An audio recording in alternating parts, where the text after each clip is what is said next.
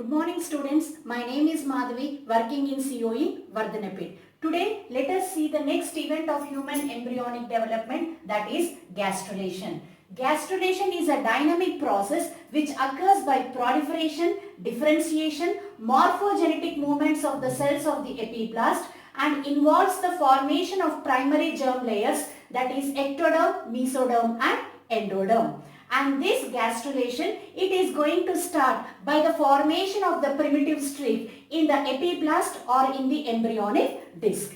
And this primitive streak develops a furrow and it changes into a primitive groove, and on either side of the primitive groove, primitive folds are going to develop. At the anterior end of the primitive groove, a thickening is going to appear, which is called as the Hensen's node or the primitive knot. And from this region, the morphogenetic movement or the mass movement of the cells of the epiblast are going to take place. And this epiblast is going to give rise to three germ layers, ectoderm, mesoderm and endoderm. Here the morphogenetic movements of the cells involve involution and ingression. And this invagination of the epiblast cells into the cavity present between the epiblast and hypoblast is called as gastrulation. And as a result of gastrulation, the bilaminar embryonic disc is going to change into trilaminar embryonic disc having three germ layers, ecto, endo and mesoderm.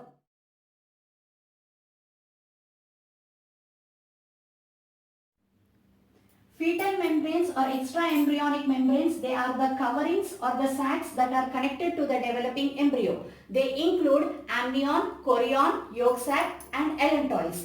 Now first one is amnion. The roof of the amnion is produced by the amniogenic cells of the trophoblast and the floor is formed from the remaining cells of the epiblast. And the amnion encloses a cavity called as amniotic cavity, which fills with a fluid called as amniotic fluid, and this fluid gives protection to the embryo, acts as shock absorber and prevents the embryo from desiccation. The outermost covering surrounding the embryo and other fetal membranes is called as chorion, and the chorion is made up of two layers, which includes extraembryonic ectoderm formed from outer layer of trophoblast and mesoderm, that is the somatic mesoderm, which is formed from extraembryonic mesoderm. The chorion is going to give rise to chorionic villi, which interdigitate with the endometrium of the uterus and draws the nourishment and oxygen from maternal blood into the fetus. The third one is the yolk sac, and it is made up of two layers which include the extraembryonic endoderm formed from hypoblast and splanchnic mesoderm formed from extraembryonic mesoderm, and yolk sac has no nutritive role in the human development.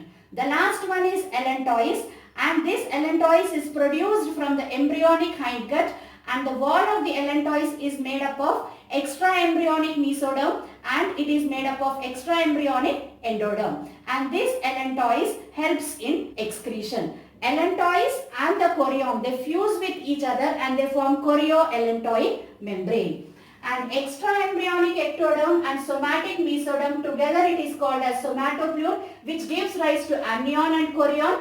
Extraembryonic endoderm and splanchnic mesoderm together it is called as splanchnoplure, which gives rise to yolk sac and allantois.